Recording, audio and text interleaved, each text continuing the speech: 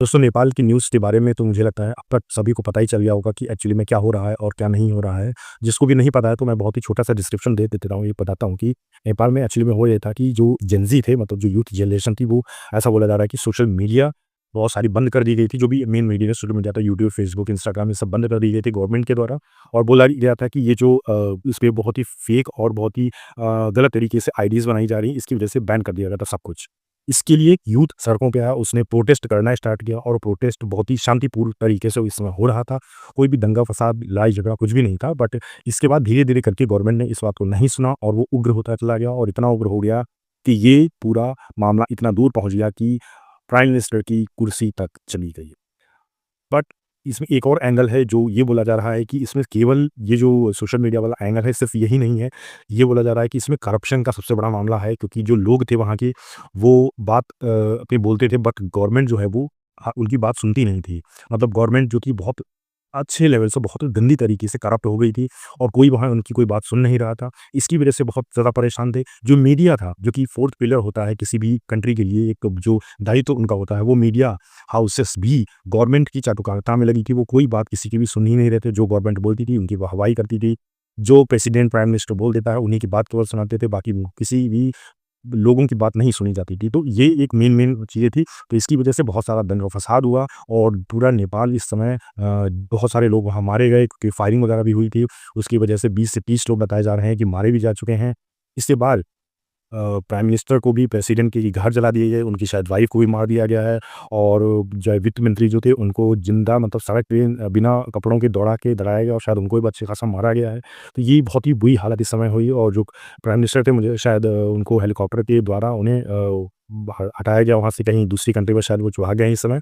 तो स्थिति जो है इस समय बहुत ही बेकार स्थिति बनी हुई है। मतलब किसी भी वक़्त कुछ भी हो सकता है, कुछ भी पता नहीं। और क्योंकि भारत के बिहार और यूपी जैसे स्टेट हैं, लगे हुए हैं लगभग आस-पास ही हैं, तो उसकी वजह से भी बहुत ज़्यादा टेंशन यहाँ भी आर्मी और पुलिस के द्वारा है इस समय।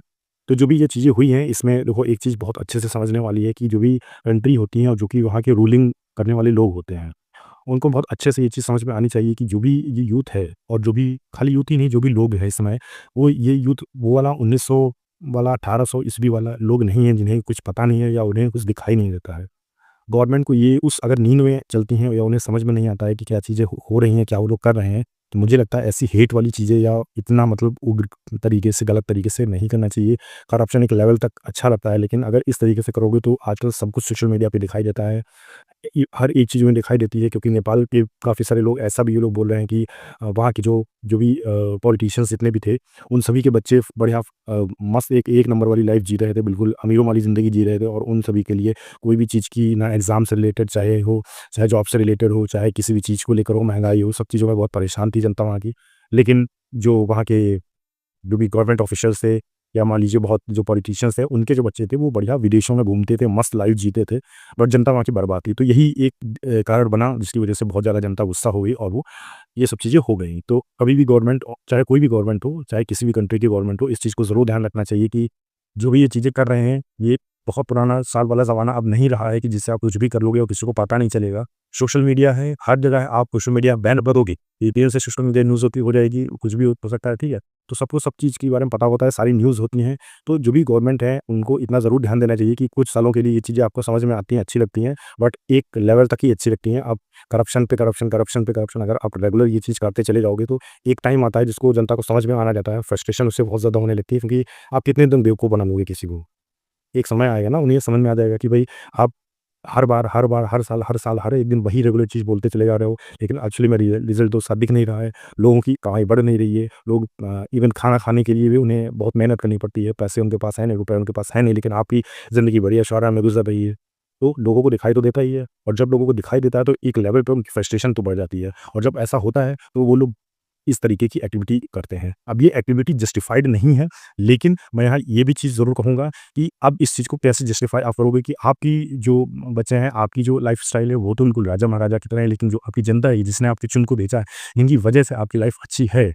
आप उन्हें गरीब से भी बदतर ज़िंदगी गुज़ारने को मजबूर कर रहे हो। तो अगर ये एक्शन किया जा रहा है, तो उस हिसाब से अगर रिस्पॉन्स देखा जाए तो बिल्कुल गलत नहीं है, इसमें कुछ भी गलत नहीं है।